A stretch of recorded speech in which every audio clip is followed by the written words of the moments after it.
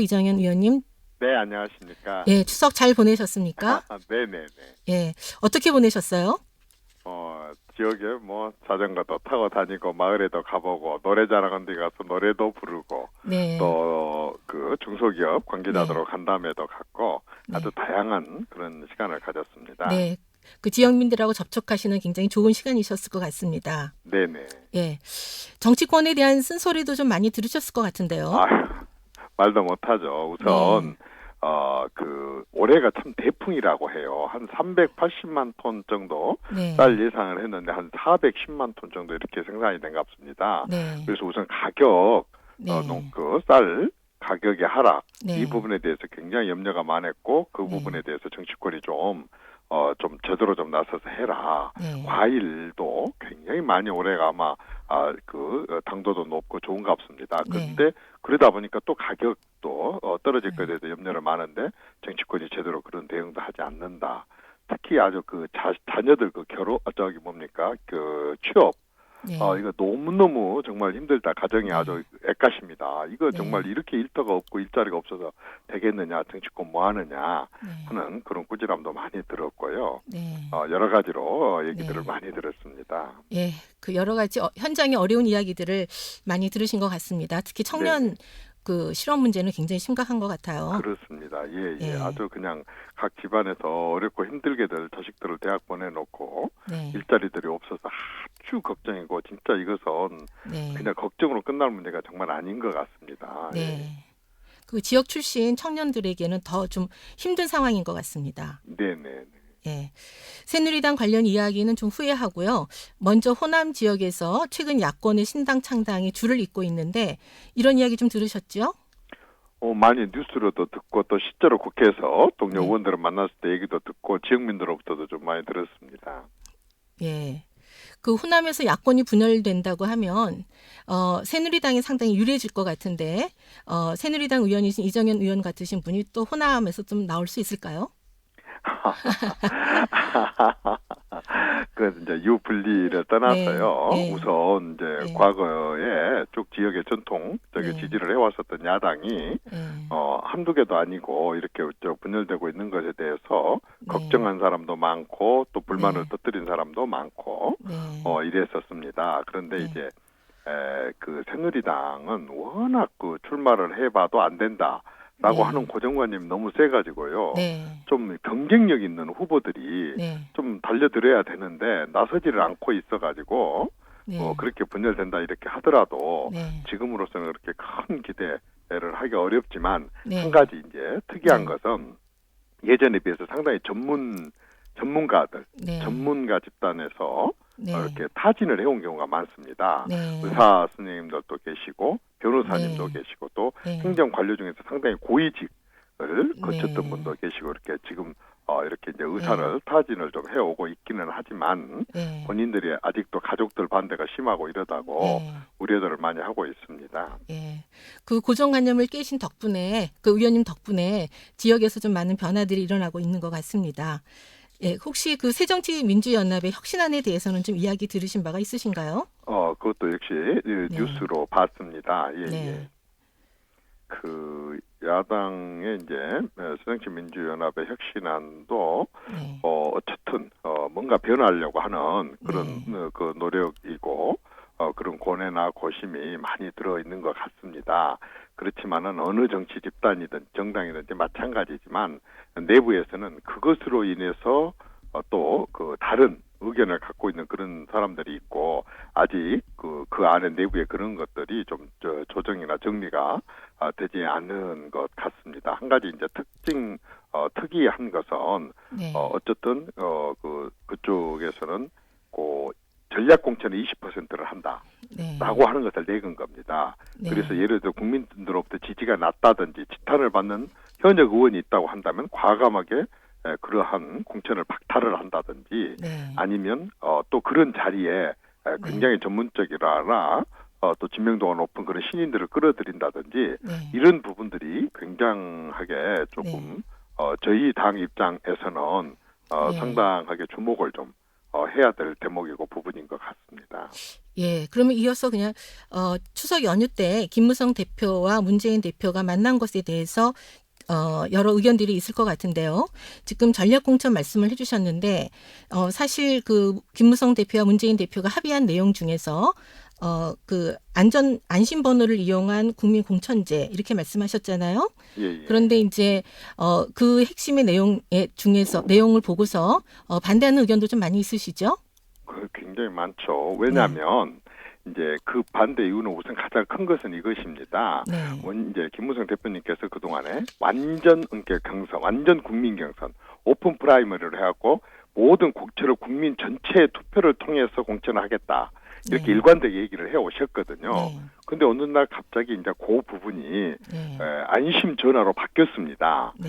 그러니까 이제 첫째는 아니 오픈 프라이머를 한다 안 한다 이걸 명확하게 정리를 국민들 앞에 해주는 게 좀 좋지 않겠느냐라고 주장하고 네. 저도 또 그런 의견을 갖고 있습니다만 그런 거 하나 하고 그럼 오픈 프라이머를 안 하려고 한다면 네. 안심 전화가 됐건 그밖에 다른 방법이 됐건 다른 방법에 대해서 논의가 있어야 되는데 그건 어느 날 갑자기 휴일날 또 그렇게 발표를 해버리니까 많이 이제 당황스럽고 네. 그런 이제 또 그것에 대한 문제점은 없을까 한 번도 안 해본 건데 네. 안심 전화로 공천한다는 게 네. 그런 이견들이 내부적으로 좀 있습니다. 네. 근데 이 합의한 내용들 보시고요. 이 합의한 내용이 오픈 프라이머리를 기본적으로 인정하고 그 방법으로 안심번호를 한다고 하는 건 아닌가요?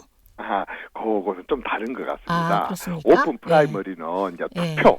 네. 이렇게 투표로 현장에 가서 해갖고 현장에서 하는 거고 네, 예. 안심 전화는 이제 전화로 네, 예. 온 국민들한테 한다는 건데 네. 이제 여기서 문제가 생겼습니다. 왜 네. 그러냐면은 이렇게 하기 전에 아까 교수님께서 말씀하신 대로 새정치민주연합은 혁신이 안을 만들었잖아요. 네, 예. 근데 이런 합의가 있기 전에 이미 거기서는 네. 이렇게 공천 방식이 몇 가지 하나로 만들어진 게 아니라 몇 가지가 나와 있습니다. 첫째, 네. 이렇게 안심 전화로만 전체적으로 하는 방법이 하나 있고 네. 안심 전화를 안 하는 경우에 네. 그 국민 선거인단을 한 70% 하고 ARS로 해서 30%를 하고 이런 방법을 하는 안이 있고 네. 그렇게 했다 손 치더라도 1등, 2등을 결선 투표로 하는 안이 네, 있고 네. 그리고 이제 또 20%는 그런 식으로 안 하고 전략 공천하겠다 이렇게 했거든요. 네. 근데 이게 전제가 되려고 한다면 역선택을 안 하려고 한다면 여당이든 야당이든 동시에 함께 전체가 해야 됩니다. 네. 그런데 지금 야당은 할 수도 있고 안 할 수도 있고 그다음에 또 결선 투표를 별도로 하고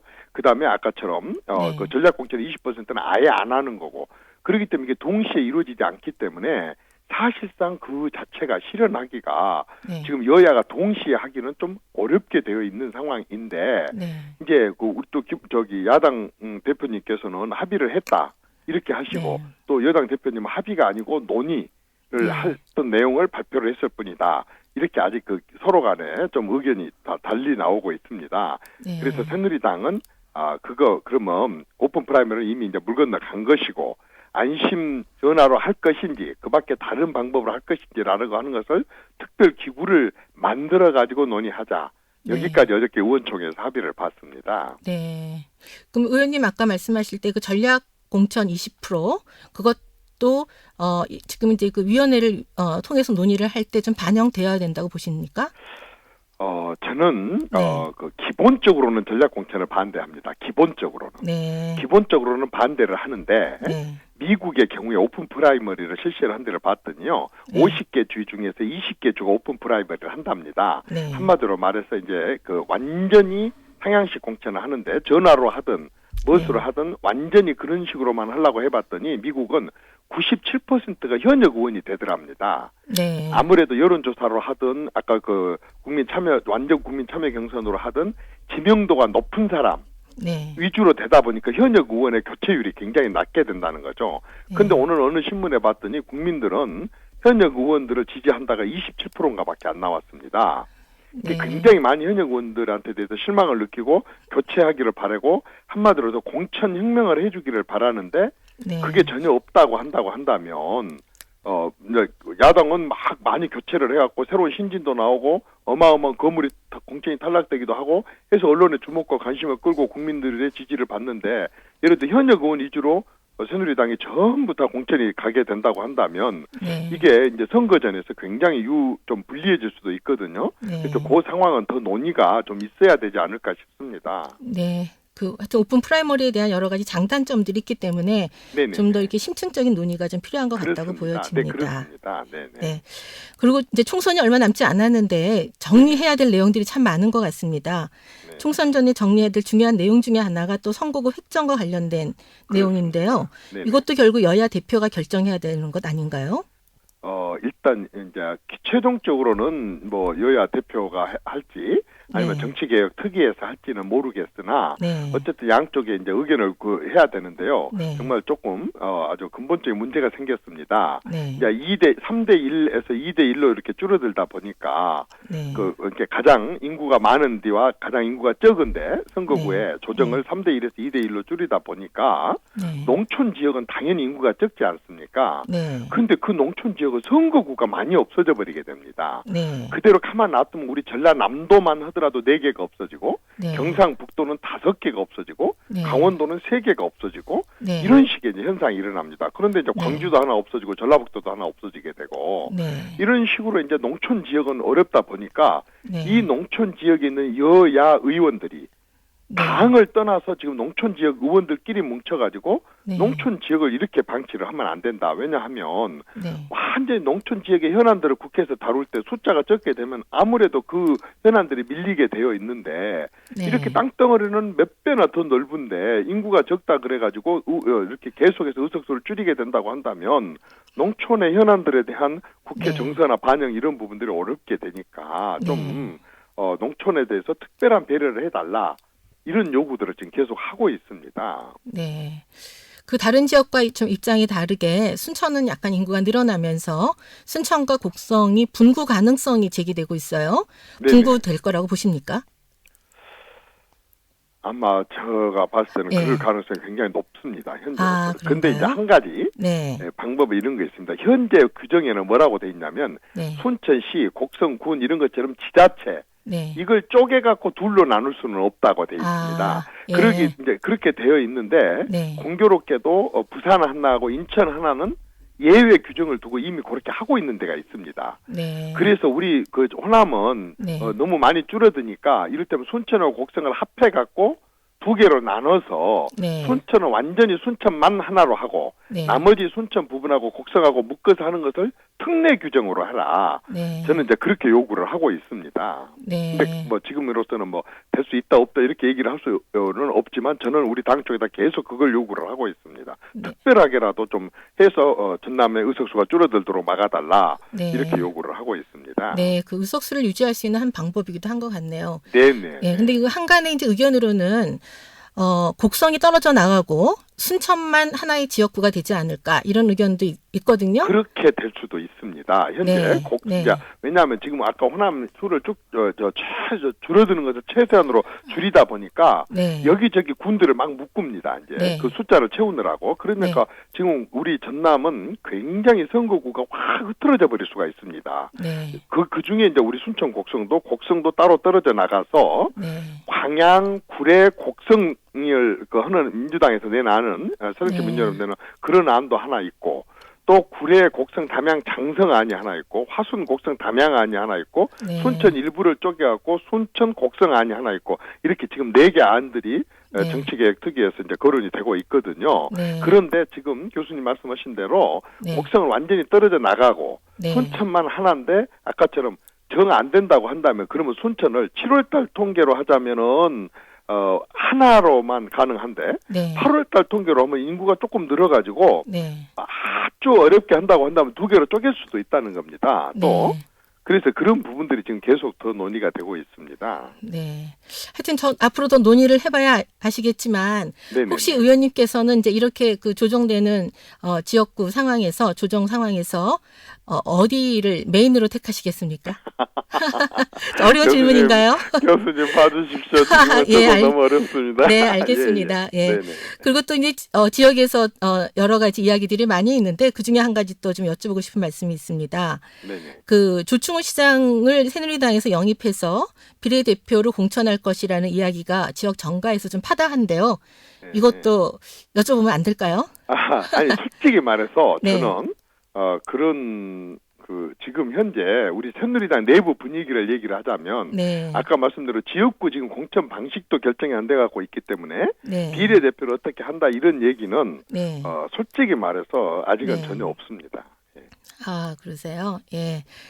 이 의원님께서는 이번 추석에서 또 그러시고요. 지역에서 새누리당에 대한 기대가 남다르다는 것을 좀 체감하셨을 것 같습니다. 예. 이 지역에서 국회의원 되신 지 1년 반이 지나셨는데 소회를 좀 말씀해 주시죠. 정말 상상도 할 수 없는 큰 은혜를 입었습니다. 제가 왜 우리 고향이 여기인데 그 정서를 모르겠습니까만은 정말 네.